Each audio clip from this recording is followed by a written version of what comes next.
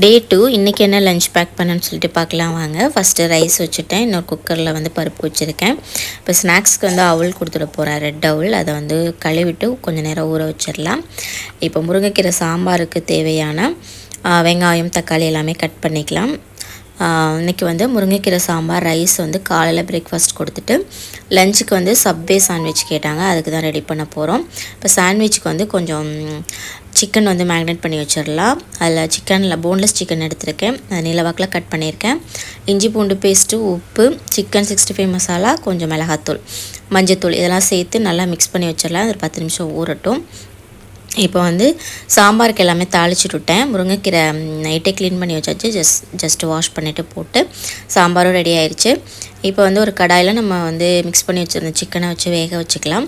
இப்போ நம்ம மயோனஸ் வந்து வீட்டிலே ரெடி பண்ண போகிறோம். அதுக்கு வந்து கொஞ்சம் பன்னீர், பட்டர், ஒரு 2 துண்டு தக்காளி, உப்பு, ஒரு அரை ஸ்பூன் மிளகாத்தூள், கொஞ்சமாக வந்து சுகர் சேர்த்துட்டு இதை வந்து அரைச்சிட்டு வந்துடலாம். இப்போ காலையில் சாப்பாடு கொடுத்துடலாம். முருங்கைக்கீரையும் ரைஸும் வச்சு கொடுத்துட்டேன்.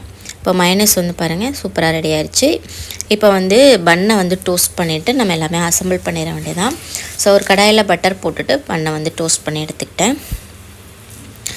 ஸோ இப்போ வந்துட்டு இது வந்து நமக்கு என்ன தேவையோ அதெல்லாம் வந்து வச்சு அசம்பிள் பண்ணிக்கலாம். நான் ஃபஸ்ட்டு நம்ம ரெடி பண்ண மைனஸ் வச்சுட்டு கொஞ்சம் லெட்டிஸ் வச்சுட்டு அதில் வந்துட்டு சிக்கன் நம்ம வறுத்து வச்சுருக்கோம் இல்லையா, அந்த சிக்கனை வச்சுட்டு, ஸோ பாப்பா வந்து தக்காளி வெங்காயம் எதுவுமே வேணாம், வெறும் கேரட் மட்டும் வைங்கன்னு சொன்னதுனால நான் கொஞ்சம் சிக்கன் வச்சுட்டு அது மேலே இன்னும் கொஞ்சம் மைனஸ் போட்டுட்டு கேரட் மட்டும் வச்சு மேலே கொஞ்சம் லெட்டிஸ் வச்சு நான் க்ளோஸ் பண்ணி கொடுத்துட்டேன். ஸோ இந்த ஸ்டஃபிங் வந்து நமக்கு தேவையானது எது வேணாலும் வச்சுக்கலாம்.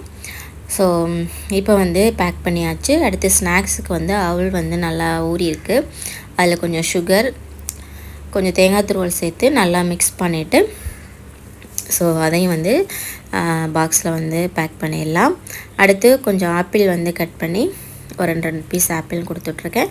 ஸோ இதான் இன்றைக்கி வந்து ஸ்நாக்ஸ் அவங்களுக்கு.